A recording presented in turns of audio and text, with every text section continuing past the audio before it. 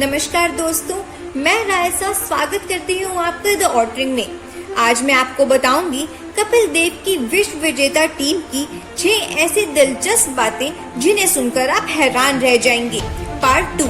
लेकिन उससे पहले अगर आपने हमारा चैनल सब्सक्राइब नहीं किया है तो please subscribe to our channel and hit the bell icon for regular notifications.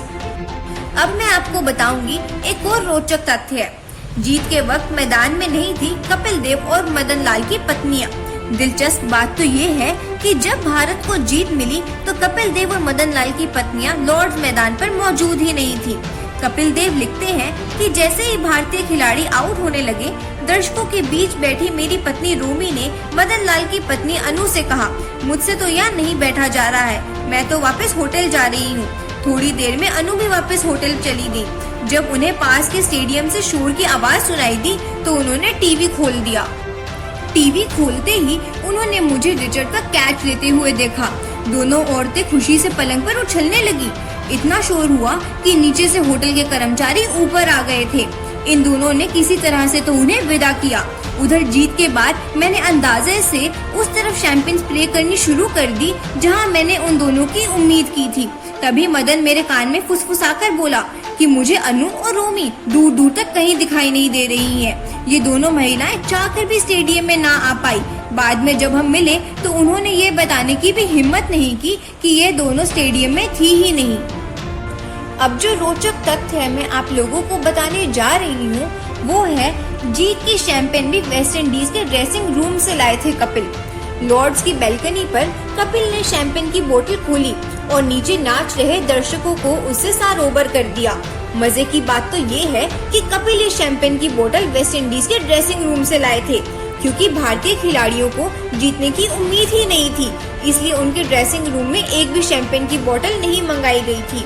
भारतीय इतिहास पे छपी एक किताब extra ordinary stories of Indian cricketer लिखने वाले मिहिर बॉस बताते हैं कि कपिल देव वेस्ट इंडीज के कैप्टन से बात करने उनके ड्रेसिंग रूम में गए थे। वहां उन्होंने देखा कि वेस्ट इंडीज खिलाड़ी बहुत दुखी थे।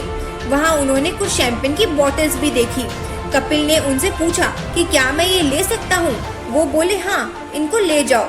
तब भारतीय खिलाड़ियों ने न सिर्फ वेस्ट इंडीज टीम को हराया बल्कि उनकी शैंपेन भी पी ली। चलिए अब मैं आपको एक और रोचक तथ्य की ओर ले चलती हूँ, जो कि है जब इंदिरा गांधी के सामने श्रीकांत ने मारी आंख।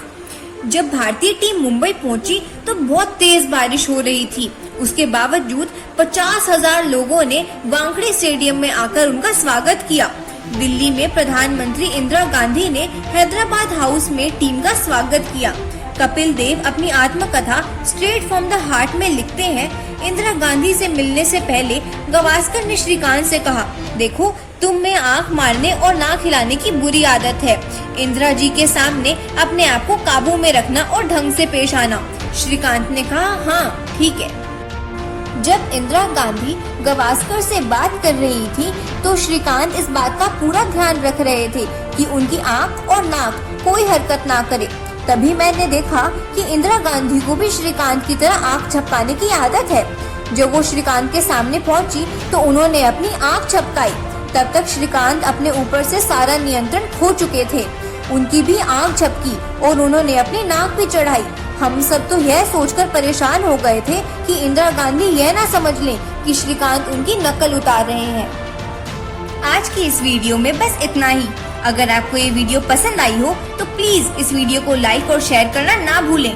आगे आने वाली देश विदेशी खबरों के लिए हमारे साथ जुड़े रहिए और देखना ना भूलें द ऑटरिंग। धन्यवाद।